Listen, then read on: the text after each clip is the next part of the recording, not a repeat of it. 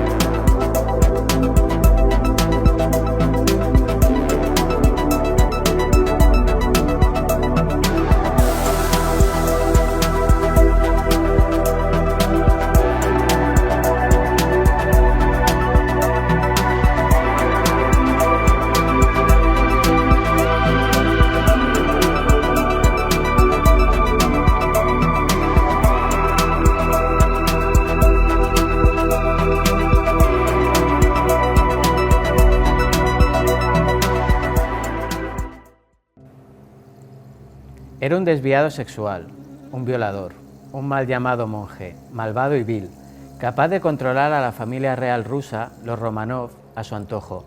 Pero Rasputín también era capaz de susurrar obscenidades al oído de la zarina Alexandra, que encendían sin control sus más secretos impulsos. Sin embargo, también era un anciano de barba rala, podridos dientes, reverenciado como un santo, fiel consejero de los Romanov, sanador de cuerpos y almas. ¿Qué era o no era Rasputín? Esa dualidad continúa siendo un enigma, tratado en películas, libros, podcasts, etc. Y no pretendo ser yo un cazador de mitos, más bien al contrario. Yo solo soy un narrador de historias. Gracias a su mirada penetrante y un discurso elocuente, Grigori Yefimovich Rasputín pasó de vivir en un pequeño pueblo de Siberia Occidental a ganarse la confianza de la familia real rusa. Este místico ruso experimentó una radical conversión, aunque su figura como hombre santo resulta controvertida, dado el libertinaje sexual que practicó a lo largo de su vida. El poder curativo sobre el hijo pequeño de los Romanov, mediante la hipnosis o sus visiones sobre el futuro, le dieron un halo de misterio, pero también de oportunismo. Su juventud no fue distinta de otras muchas en una tierra donde la vida era más que dura. Borracho y juerguista, también resultó ser un ladrón. Un día, uno de sus vecinos lo sorprendió mientras robaba la cerca de madera de su almiar y le propinó una paliza que cambió a Grigori. Según este vecino, Rasputín se volvió extraño y como imbécil. Aquel ensimismamiento era el signo de una transformación interior, que se manifestó cuando en 1897 peregrinó al monasterio de San Nicolás de Verjoturi. Acudió allí en busca de la guía espiritual del hermano Makari, un joven asceta que mortificaba sus carnes con una cadena. Esta visita cambió su vida para siempre. El semianalfabeto Rasputín que volvió a la aldea atendía a los oficios divinos, rezaba con fervor, y su fama llevó a que a su alrededor se formara un grupo de fieles que se reunía en una capilla bajo el establo de su casa para cantar y leer el Evangelio. Durante sus celebraciones nocturnas en lugares subterráneos cantaban, danzaban, se flagelaban y llegaban a un estado de éxtasis ritual que concluía en una sesión orgiástica. Creían que el pecado llevaba al arrepentimiento y la salvación, una creencia a la luz de la cual se ha interpretado la sexualidad de Rasputín. En este punto divergen las opiniones de quienes han estudiado la vida de Rasputín. Así, el escritor ruso Edvard Radzinsky sugiere que no fue considerado un yelist debido a las presiones de los zares en su favor, mientras que el historiador estadounidense John Furman cree que no fue un sectario, pero adoptó elementos del pensamiento y la práctica de estos. Por ejemplo, no fumaba y sus seguidores se llamaban entre sí hermano y hermana. Los rumores, los escándalos sexuales que su esposa toleraba y las burlas sobre su supuesta santidad hicieron que en 1902, tras un peregrinaje al monte Athos, Rasputín marchara a la ciudad de Kazán, un importante centro religioso. Rasputín impresionó a los dignatarios religiosos de Kazán, que buscaban la autenticidad y la sencillez que parecía representar aquel campesino de fe ardiente. Los entusiasmó hasta recomendarlo a los dirigentes de la Iglesia de San Petersburgo, ciudad a la que llegó en tren durante la Pascua de 1903 en un vagón de primera clase. La fe de Grigori conmovió al archimandrita Feofán, el cual, conmovido por tales dones espirituales, abrió a Rasputín los salones de la más alta aristocracia rusa, entre la que triunfaban toda clase de vendedores de mercancías místicas. A estas eran fieles las grandes duquesas Militsa y Anastasia de Montenegro, hijas del rey de este país y casadas con dos miembros de la familia Romanov, que quedaron fascinadas con el campesino. Fueron ellas quienes en 1905 introdujeron a Rasputín en la familia real, que por entonces vivía parapetada en un aislamiento incomprensible para la corte. Nicolás y Alejandra Romanov estaban dispuestos a recibir toda la ayuda posible, humana y divina, en un mundo que les era hostil y al que escondían un terrible secreto. En 1904, después de alumbrar 4 hijas, Olga, Tatiana, María y Anastasia, la zarina dio a luz un varón, Alexei, el ansiado heredero del trono, pero la alegría por el nacimiento se esfumó pronto. El ombligo del pequeño sangró durante 2 días al cortar el cordón umbilical. Fue el primer síntoma de hemofilia, una enfermedad hereditaria que transmiten las mujeres y se caracteriza por abundantes hemorragias internas y externas. En aquella época, la esperanza de vida de un hemofílico era de 14 años. Rasputín causó una profunda impresión en Alejandra y Nicolás, y sus lazos con los monarcas quedaron definitivamente anudados cuando en 1907 el zarevich sufrió una grave hemorragia que remitió en cuanto Rasputín le impuso sus manos y rezó junto al pequeño. Eran públicas su afición a la bebida, sus aventuras sexuales y sus equívocas relaciones con mujeres de la alta sociedad, casadas y solteras, que formaban parte de su círculo de entregadas adeptas. A finales de aquel año, salieron a la luz las cartas que la zarina había enviado a Rasputín, en las que se podían leer frases como esta: Solo deseo una cosa, dormir durante siglos sobre tu hombro mientras me abrazas. Estas palabras, que procedían de una mujer en busca de consuelo, consumida por la culpa de haber transmitido la hemofilia a su hijo, fueron interpretadas en un sentido sexual. La corona se desacreditaba ante el pueblo, y los monárquicos veían a Rasputín como un peligro para la monarquía. Fue la Primera Guerra Mundial, comenzada en 1914, lo que llevó a Rasputín a la cima de su poder y a la caída final. Rasputín se convirtió en el gobierno en la sombra del país. Por aquel entonces, sus vínculos con la cúpula del Estado le habían convertido en la persona a la que recurrir para conseguir empleos o negocios, evitar ir al frente o ser deportado. Los peticionarios dejaban grandes sumas, que Rasputín gastaba en juergas épicas, hecho que aumentó su descrédito y el de la corona. La conjura para terminar con él partió del entorno más íntimo del zar. Para salvar la monarquía, Rasputín debía morir.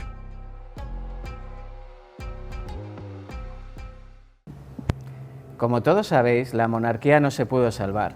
En 1918, tanto los zares como sus hijos fueron brutalmente asesinados por los bolcheviques, pagando cara la incapacidad e incompetencia de la monarquía.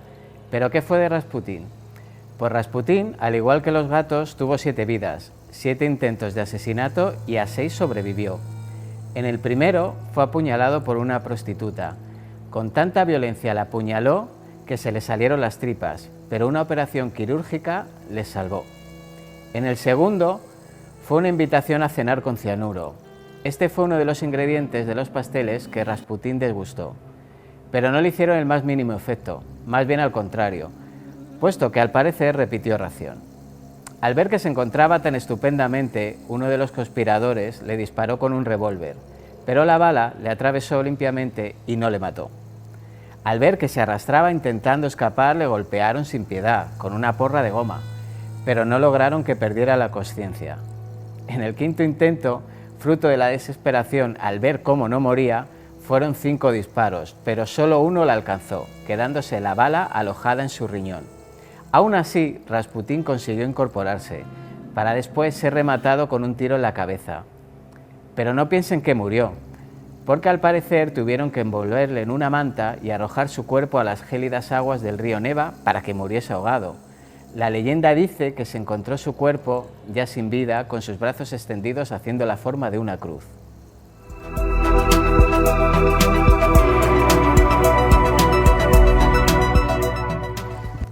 Ahora vamos a viajar en busca de enclaves templarios de la mano de nuestro compañero Jesús Montero. Os recomiendo que le prestéis especial atención, merece la pena conocer esos lugares tan enigmáticos que nos va a mostrar.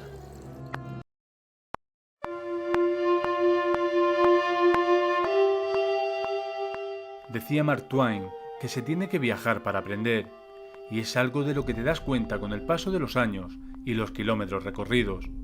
La búsqueda de los enclaves templarios te lleva a lugares que parecen detenidos en el tiempo, lugares aislados donde siglos atrás las órdenes militares dominaron un extenso territorio, donde aún hoy podemos encontrar sus vestigios en forma de castillos, ermitas o majestuosas iglesias que encierran los más variados misterios. En este reportaje quiero que me acompañéis en un viaje en busca de los enclaves templarios de la comarca turolense del Maestrazgo que recibe su nombre precisamente del control que ejercieron los maestres de la Orden del Temple y posteriormente de la Orden Hospitalaria sobre estos territorios. Aquí se encontraban dos encomiendas muy importantes como son Castellote, donde estamos hoy, y la de Cantavieja, de la que dependían otros tantos territorios como sería Mirambel, como sería la Iglesuela del Cid, o la iglesia o la localidad de Bordón, donde se encuentra la iglesia de Santa María de la Carrasca, una iglesia que se considera el Roslin español. Aquí vamos a visitar un montón de iglesias y también algunos de sus castillos en este viaje, como he dicho, por el Maestrazgo turolense.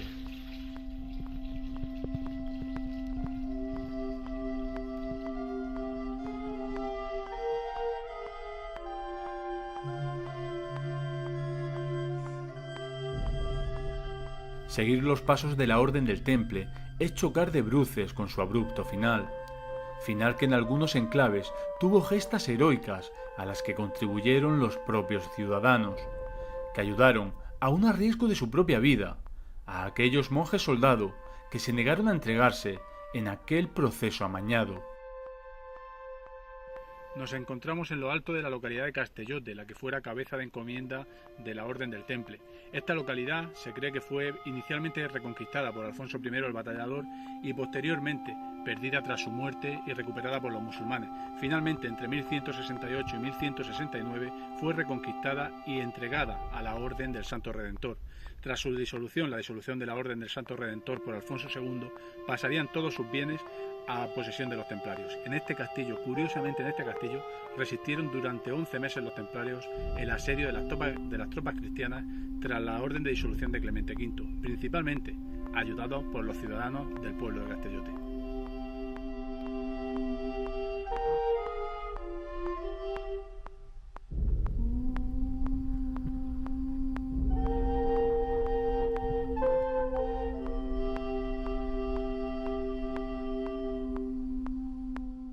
Pero no todos los enclaves ofrecen lo mismo. En unos los restos saltan a la vista en forma de majestuosas murallas o castillos. En otros los restos son mucho más sutiles y pasan casi desapercibidos, embutidos en edificios posteriores o en forma de simbología que permaneció en la población.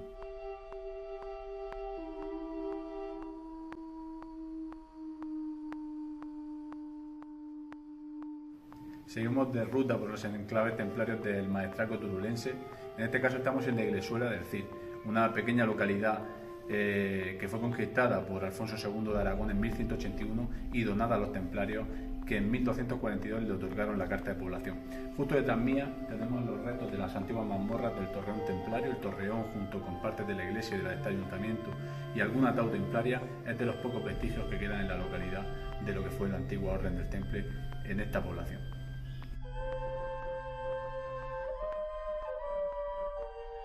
Pero la huella sigue presente, aunque las viviendas reutilicen sus murallas, aunque sus castillos vistan hoy muy diferentes de como lucían antaño.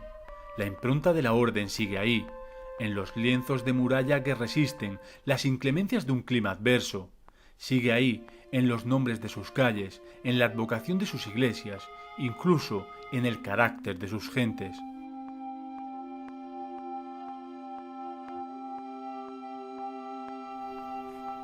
Seguimos con nuestro viaje por la comarca turulense del Maestrazgo, una de las más importantes a nivel de enclaves templarios de la península ibérica. En este caso estamos en Cantavieja. Cantavieja fue cabeza de encomienda templaria durante el dominio de la orden de estas tierras. Esta tierra, concretamente Cantavieja, fue dominada o conquistada, reconquistada en este caso, por Alfonso II de Aragón en 1169 y entregada a la orden de Mongaudí. Esta orden al final fue absorbida por la orden del Temple, quien otorgó la carta de población en 1225 a Cantavieja. En este castillo, del que apenas quedan unos pocos lienzos y los restos de un torreón circular, resistieron los templarios tras su disolución bajo el mando de Ramón Galliner. Os muestro un poco.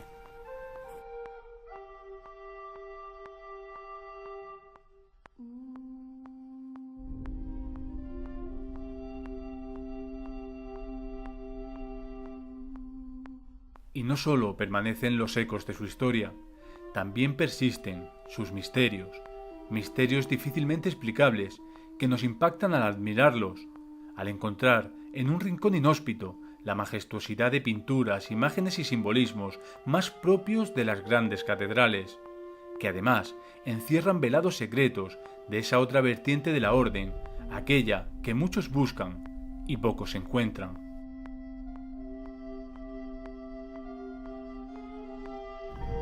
Continuamos con el viaje al Maestrazgo, a la zona del Maestrazgo, buscando los enclaves templarios, y acabamos de salir de visitar la iglesia de Santa María de la Carrasca, la conocida como la Capilla Roslin española por la cantidad de misterios que tiene en su interior.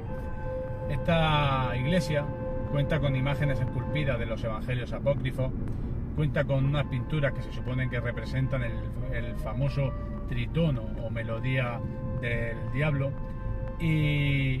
y como digo, fue construida inicialmente por la Orden del Temple, posteriormente pasó a los hospitalarios, y en su interior nos encontramos cruces paté, cruces tau, en definitiva, un montón de misterios, de escenas, de esculturas que os voy a poner en las siguientes imágenes.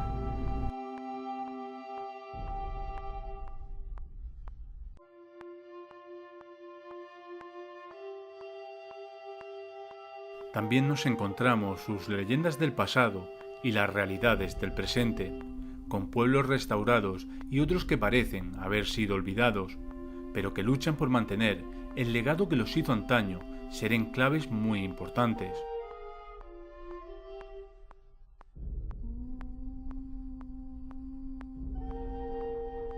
Nos encontramos en la localidad de Mirambel, que fue reconquistada por el rey Alfonso II de Aragón y entregada a la Orden del Cristo Redentor. Cuando fue disuelta esta pequeña orden, sus bienes fueron entregados a los templarios, los que se encargaron de construir el castillo y de la fortificación exterior de la villa. Hay una historia detrás de esta fortificación que nos dice que se quedaron sin piedra suficiente para terminar el amurallamiento, y el comendador de Cantavieja, del que depende esta localidad, les dijo que desmontaran una pequeña iglesia para terminar con esa construcción. Esto les costó que el Papa de la época los excomulgase, algo que no es muy común, la excomunión de un pueblo completo. Pero finalmente, casi 200 años después, el Papa Luna les levantó esa excomunión a cambio de que reconstruyeran una pequeña ermita en esta misma localidad.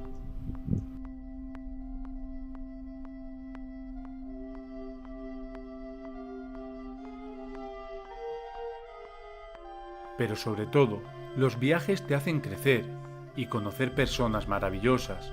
Algunas, como Paquita, te abren las puertas de la iglesia de Bordón, que se encontraba cerrada, y te da una lección de historia. Otras, directamente, te abren las puertas de su casa y te enseñan no solo la historia de su localidad, sino el amor por una tierra, la humildad y la pasión por mantener su legado.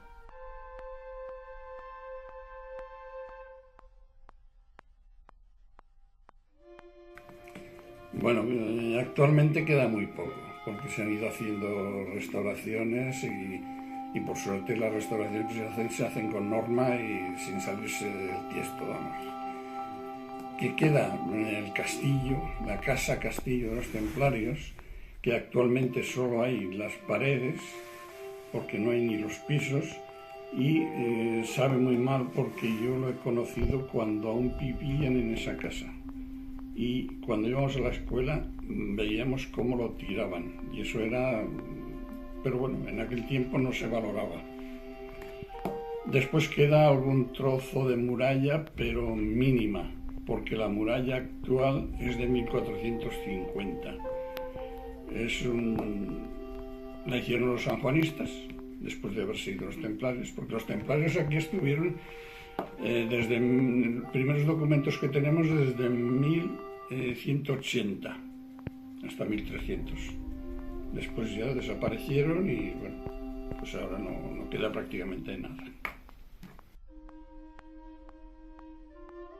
Por mi parte, seguiré mi periplo en busca de los enclaves históricos, restos de un tiempo pasado que han configurado nuestro presente, y seguiré intentando transmitiros estas experiencias para que de una forma virtual podáis recorrer estos lugares conmigo, conociendo sus historias, sus gentes y una cultura que merece la pena ser divulgada, pero sobre todo merece ser preservada. Adiós.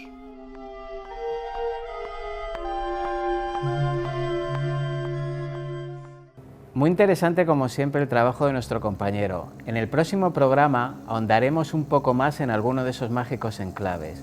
Y ahora os pido que no os mováis. Lo que viene después de la publicidad os va a encantar. Unos minutos y estamos de vuelta.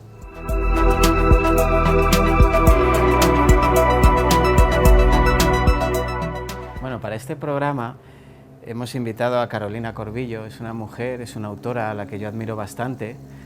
Toda esta obra que podéis ver aquí es suya y me hace especial ilusión que venga.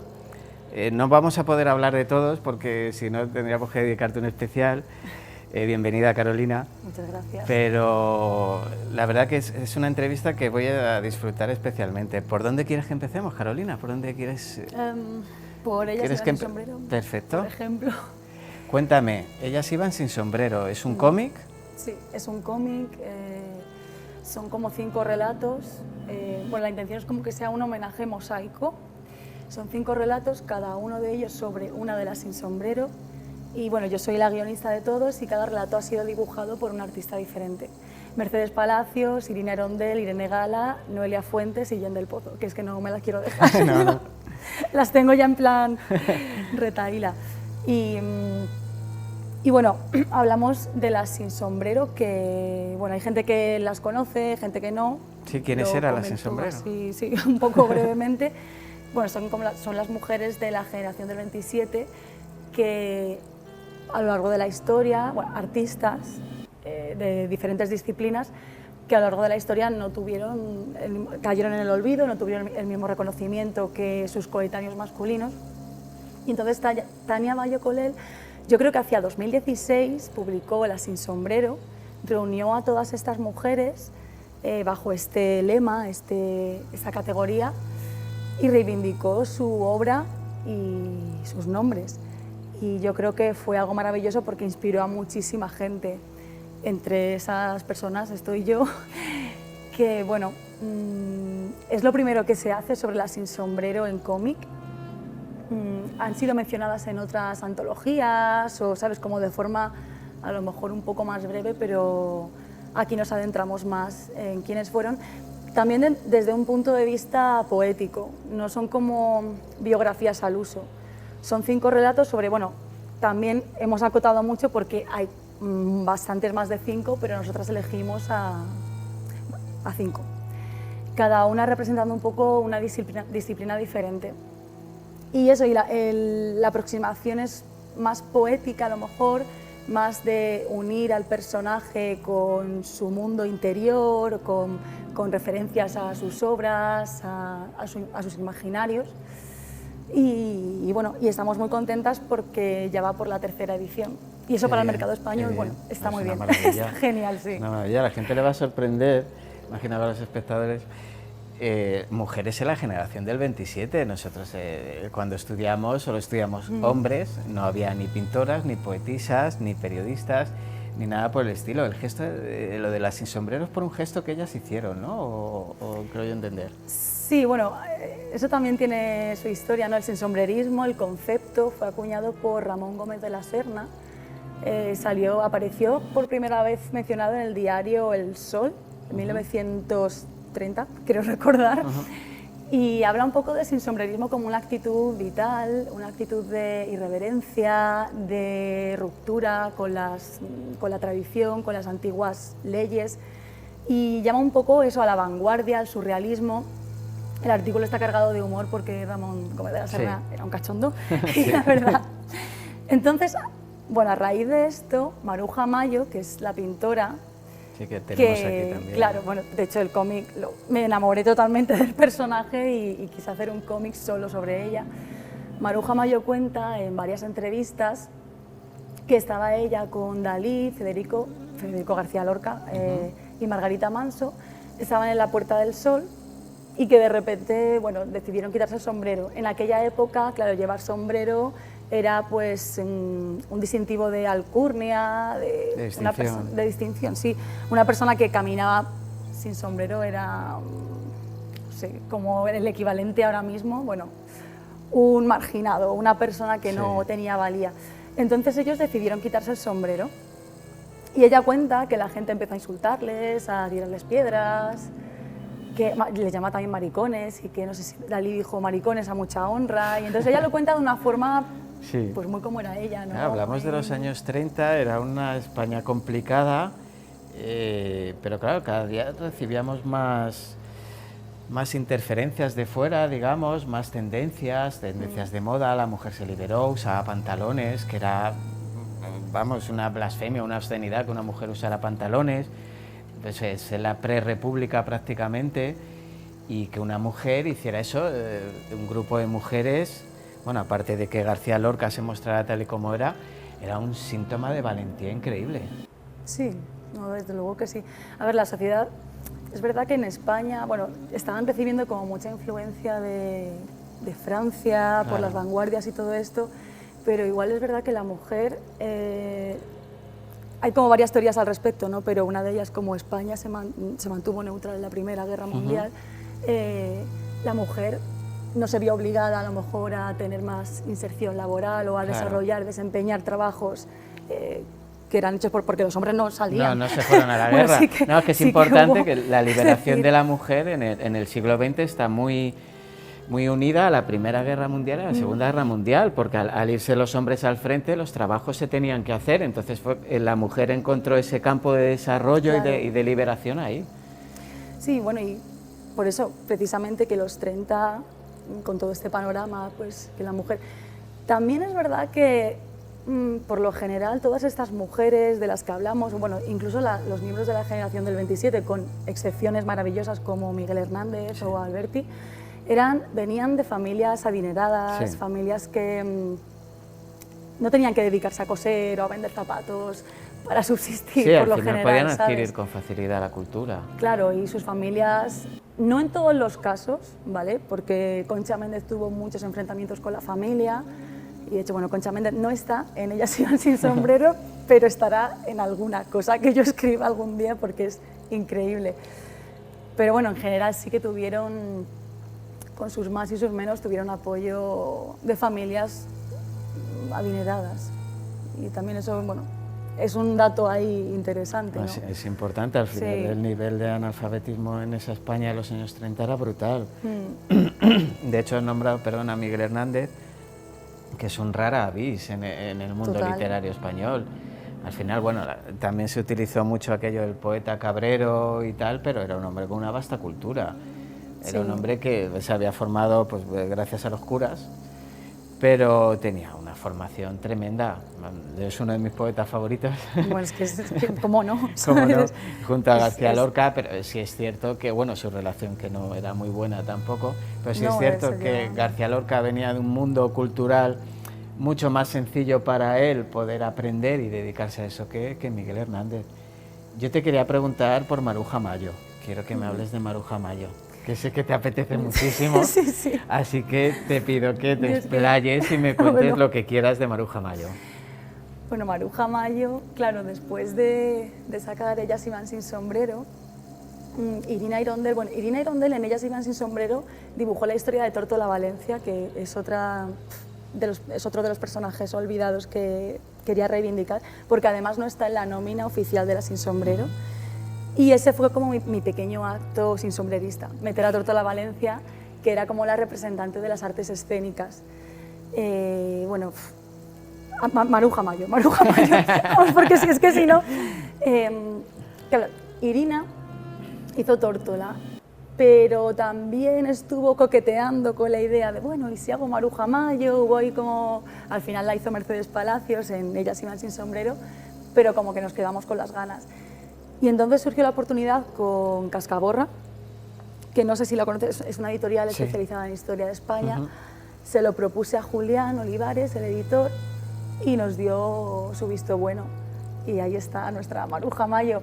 Nos centramos sobre todo en la época en la que ella descubre su voz artística, porque es que abarcar toda la vida de Maruja Mayo en 56 páginas, que era el formato al que teníamos que ceñirnos, es que era imposible. Entonces, yo quise elegir pues, esos comienzos, cuando ella llega a Madrid, desde Viveiro, y conoce a Alberti, conoce a Dalí, primero conoce a Dalí, Dalí le presenta a sus amigos de la residencia. Entonces, ella fue una de las pocas mujeres que fue admitida en la Academia de San Fernando. Ella se jactaba también mucho de ello, fue una de las pocas. Tampoco creo que hubiera muchas candidatas de todas maneras, pero bueno, ya es un logro. Es un logro, sí. Y entonces, claro, ella recibió una formación muy clásica, muy, bueno, como se dice ahora, muy casposa, ¿no? Y terminó a Dalí le echaron de San Fernando porque, bueno... Sí, era un personaje, Dalí era un personaje. Y Maruja terminó sus estudios y luego ya empezó a experimentar y encontró su voz.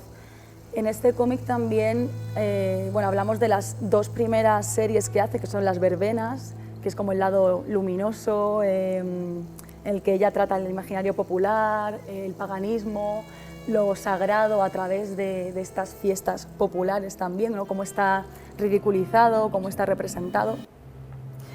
Y luego la segunda serie, que es como, bueno, es es que el cómic es Verbenas y Campanarios, la segunda serie es Cloacas y Campanarios.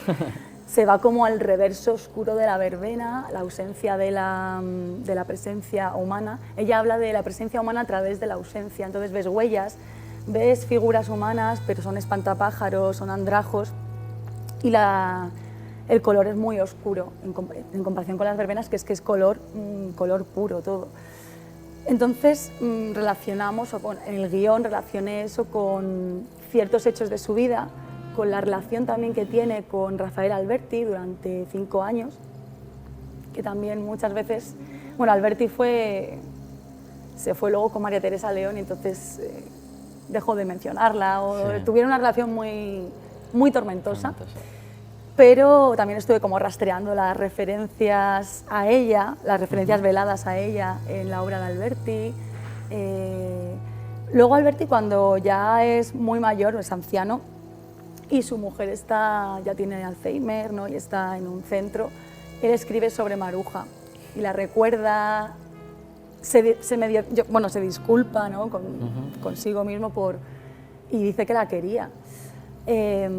Pero bueno, ahí está un poco recogido esta relación, porque fue también como una labor de, ¿sabes?, de buscar los artículos en la hemeroteca digital, que es maravillosa. Una tarea de investigación fantástica. Sí, sí. Y eso, y buscar referencias, y aparte la hemeroteca está genial, porque tú, bueno, puedes filtrar, el buscador es maravilloso. Yo quiero dar las gracias aquí a la hemeroteca digital de la Biblioteca Nacional. Siempre lo hago y digo, no sé quiénes lo han hecho, se encarga, pero lo han hecho estupendamente. Lo han hecho estupendamente, porque de verdad la precisión del buscador es increíble. Y entonces ahí pude ver los artículos en los que ellos colaboraron, él escribiendo poemas, ella dibujando. Y bueno, y claro, después de todo este proceso, depurar todo, crear una ficción, porque bueno, al final es una interpretación, no es una biografía tampoco al uso, no es como Maruja Mayo nació. Queríamos darle ese toque ficcional, que es al final el que va a insuflar la vida al personaje. Darle también un toque poético, porque además Irina Irondell, lo que tiene su arte, que a mí me fascinó desde que la descubrí por Instagram, gracias a Instagram, Es una imaginación increíble, de verdad, es como, tiene una poesía visual alucinante y eso no se puede desperdiciar. Entonces también hay varios momentos en los que le damos importancia a esta poesía visual, que también forma parte de lo que era Maruja. No, a mí me resulta súper interesante. Bueno, yo no sé si todo el mundo sabe, aparte que ha sido guionista de estos dos libros que hemos hablado, que Carolina también es novelista, es escritora, y nos has traído La secta del cuerpo. He traído, sí, le tengo especial cariño porque, bueno, fue el ganador, la novela ganadora del premio Ediciones Oblicuas del 2019, justo antes de la pandemia. De hecho, se iba a publicar, creo que en marzo. Sí, cuando empezó todo, cuando nos encerraron todo ese infierno a todos. que nos metieron en casa. El primer día de confinamiento fue el 14 de marzo, que era mi cumpleaños. Joder, qué regalo, qué regalo. Qué regalo. Yo no me lo creía. No, pero... Entonces ya cuando volvieron a abrir todo, se pudo volver a organizar eventos, se publicó, se presentó, y es una novela a la que le tengo mucho cariño porque, si bien no es autobiográfica, en verdad yo cuando escribo no escribo nada autobiográfico, pero sí que vuelco vivencias personales, claro, el sentir de determinados momentos. Y entonces esta novela va de una chica de 13 años que se enfrenta pues a un cambio de orden en el instituto, ¿no? Cuando todo el mundo empieza pues, a desarrollarse, cambia todo, cambian las relaciones, cambian las personas, esa metamorfosis que muchas veces es traumática, otras veces no, pero cambia absolutamente el universo mental de todos. Totalmente. Entonces, sí que es verdad que muchas de las cosas que le pasan a la protagonista no tienen nada que ver con lo que me pasó a mí, pero sí que deposité ahí pildoritas que me ayudaron a limpiar muchas cosas de aquella época. Y bueno, y es ella enfrentándose, ella lo llama la secta del cuerpo, porque claro, para ella la gente cambia de la noche a la mañana, obedecen a un líder invisible. Y está contado, el vocabulario que se utiliza o la expresión es adulta, pero está al final como magnificando hechos adolescentes. Entonces tiene como una especie de punto de narración quijotesca, sin llegar a ser el Quijote, por supuesto, es decir, inspiración, pero tiene ese punto de... bueno, en la contraportada le pone como una gesta quijotesca minimalista, porque ella, bueno, Claudia, la llaman Claudia Cejijunta porque tiene el entrecejo, pues es un poco un personaje quijotesco en el siglo XXI. Pues parece muy interesante, la verdad que sí. No, le tengo que echar un buen vistazo. Bueno, Carolina, pues muchísimas gracias. Carolina Corbillo, aquí tenéis parte de su obra, todo esto que aquí también es suyo. Pues me alegro un montón de que hayas podido venir a visitarnos, que la verdad que ha sido visto y no visto que pudieras venir, cuadrar fechas. Gracias a Dios he tenido la suerte de que pudieras estar aquí. Ha sido un enorme placer conocerte por fin en persona, hablar contigo de lo que haces y de lo bien que lo haces. La verdad que te admiro muchísimo y te agradezco muchísimo que hayas venido. Un placer, de verdad. Pues muchísimas gracias, de verdad. Nada, muchísimas gracias a ti. Y gracias. Y nada, cuando tengas otro trabajo, no dudes, me llamas y hablamos de ello, porque la verdad que tocas temas y tramas muy, muy interesantes. Y la verdad que es interesante que la gente lo conozca y lo sepa. Muchísimas gracias por venir. Gracias. Muchas gracias de a ti. verdad. Hasta luego. Adiós. Nuestro planeta está repleto de lugares fantásticos, donde lo místico y lo misterioso se mezclan, creando unos paisajes de una belleza inigualable. Uno de esos lugares, donde el legado del pasado se nos hace incomprensible, se encuentra la meseta de Tassili, un desértico lugar en la parte sudeste de Argelia. Tassili, cuyo nombre en antiguo bereber significa meseta del toro, es un enclave rodeado de formaciones rocosas que conforman un yacimiento arqueológico, conocido por sus numerosas obras prehistóricas de arte rupestre, que datan de la era neolítica temprana al final del último periodo glacial, durante el cual el Sáhara fue una sabana habitable, en lugar del desierto actual. Aunque las fuentes varían considerablemente, se supone que las primeras obras de arte tienen 12.000 años. Entre los 15.000 grabados identificados hasta ahora, se encuentran representados grandes animales salvajes, incluidos antílopes y cocodrilos, rebaños de ganados y humanos que se dedican a actividades como la caza y la danza. Pero también nos muestran otras cosas muy diferentes. Véanlo y juzguen por ustedes mismos.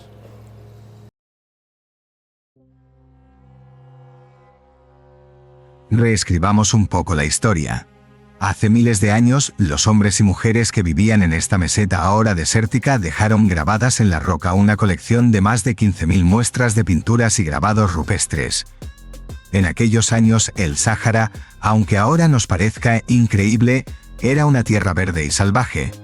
Esos habitantes nos dejaron para la posteridad la huella de sus costumbres, de su vegetación y de su fauna. Petroglifos de elefantes, rinocerontes, búfalos y otros animales nos muestran un clima y una vida bastante diferentes al cementerio de fuego y calor que ahora representan esos parajes. Las pinturas rupestres, tal y como siempre hemos aprendido, representan la vida, costumbres y visión de nuestros ancestros, todas tal y como en la historia de nuestro precioso planeta damos por supuestas. Pero, ¿es posible que haya habido civilizaciones diferentes a las que conocemos? Los hombres y mujeres de Tassili dejaron en sus paredes el recuerdo de seres y vivencias extrañas que podrían mostrar la existencia de una humanidad muy distinta. Seres que flotan en el aire. ¿Una figura que parece ser un astronauta gigante? ¿Hombres que parecen llevar una ofrenda a un ser antropomorfo de un tamaño 3 veces superior? La explicación de los historiadores nos habla de la imaginación de aquellos hombres y mujeres o del efecto psicotrópico de los hongos que habitaron en la meseta de Tassili. Sin embargo, si esos fueran los motivos, las pinturas y grabados de otras partes del mundo también podrían estar adornadas con elementos diferentes a los que conocemos. Es posible que, hace miles de años, existiera otra humanidad que hablase con las estrellas. Dejemos volar la imaginación y vayamos un poco más allá. Existe la posibilidad de que nos hayan visitado los extraterrestres en épocas pasadas, favoreciendo la aparición de antiguas civilizaciones e incluso creando a la propia especie humana. ¿Somos producto de un experimento genético extraterrestre? Podemos encontrar huellas de la visita de extraterrestres si leemos en clave actual los textos antiguos. Así, los carros voladores hindúes, las vimanas, no son otra cosa que naves espaciales. Más aún, gracias a una peculiar interpretación de la historia secaria, se atribuye la creación de la cultura sumeria a unos extraterrestres mencionados en sus textos como Anunnaki, que vinieron de un 12º planeta del sistema solar, Nibiru.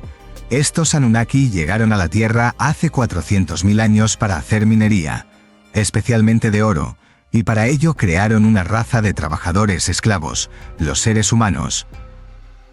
Hay creencias que afirman que los Anunnaki estuvieron inmiscuyéndose en la vida de nuestros antepasados hasta que su cultura pereció debido a una serie de catástrofes causadas por el final de la última glaciación, hace unos 12.000 años. Al ver que los humanos habían sobrevivido y que todo lo que habían construido estaba destruido, los Anunnaki abandonaron la Tierra, no sin antes entregarnos o al menos a los seres humanos del creciente fértil los medios para gobernarse a sí mismos. Pero sigamos cruzando líneas imaginarias. Podemos nombrar la losa sepulcral maya de Palenque, en México, donde se cree representar a un navegante espacial pilotando un vehículo espacial con los motores en ignición. Por otro lado, lugares como Pumapunku y Tiahuanaco en Bolivia, la fortaleza de Sacsayhuamán en Perú, o las propias pirámides de Egipto son la prueba que argumentan las teorías que testifican que fueron construidas con ayuda de extraterrestres. ¿Por qué? Porque están más allá de los medios tecnológicos de esas primitivas civilizaciones. Asimismo, hay ciertas representaciones que se parecen a objetos de nuestra tecnología actual. el llamado pájaro de Saqqara en Egipto, o los artefactos Quimbaya de Colombia, ¿no son aviones? ¿Y qué decir de ciertos relieves de Dendera, Egipto, que parecen ser bombillas de incandescencia? Solo así se explica cómo los antiguos egipcios pudieron iluminar los corredores de sus templos sin antorchas, pues para nuestro asombro no se han encontrado restos de hollín en los techos. Del lado contrario, se encuentra la opinión de que esas similitudes que proclaman algunos investigadores lo son con las tecnologías existentes en el momento en que escribieron sus libros. De ahí que vean bombillas de incandescencia y no de bajo consumo, o trajes de astronautas, similares a los del Apolo 11 pero no a los actuales. Aún así, las conjeturas de los antiguos astronautas surgidas a mediados del siglo XX siguen en la mente de muchísimos investigadores, y sostiene que seres extraterrestres visitaron en el pasado la Tierra, siendo responsables del origen y desarrollo de las culturas humanas, las tecnologías y las religiones.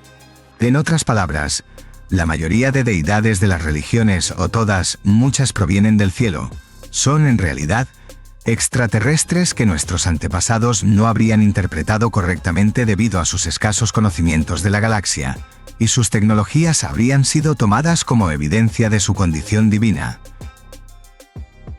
Si tienen dudas de estas teorías, revisen la Biblia y los carros y caballos de fuego que contempló Eliseo, o el carro de fuego en el que Elías subió al cielo envuelto en un torbellino.